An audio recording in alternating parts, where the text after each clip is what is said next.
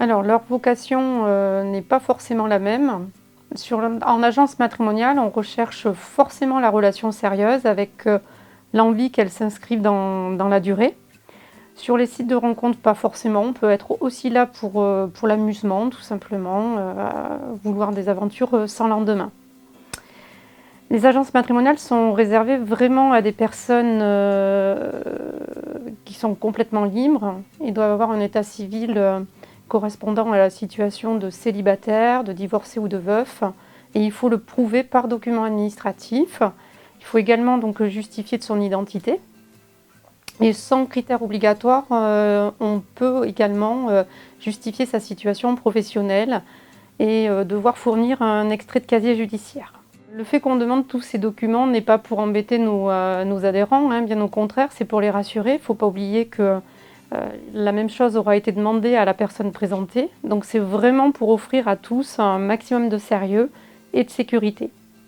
Après, un point très important qui différencie les agences matrimoniales et les sites internet, c'est la dimension humaine. Le consultant se trouve face à une conseillère qui est là donc, pour l'écouter. Il y a du dialogue, des conseils qui sont donnés.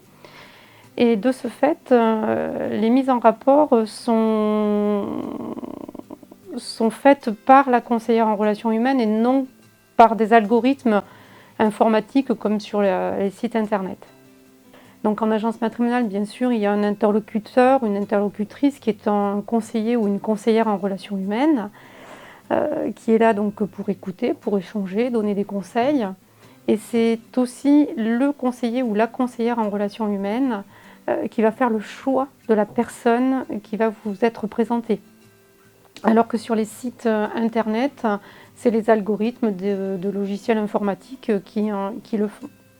Aujourd'hui, une agence matrimoniale fonctionne également avec les outils donc, digitaux qui sont sur le marché. Et donc, on est obligé d'évoluer sans cesse. Et c'est un devoir d'ailleurs, hein, voilà.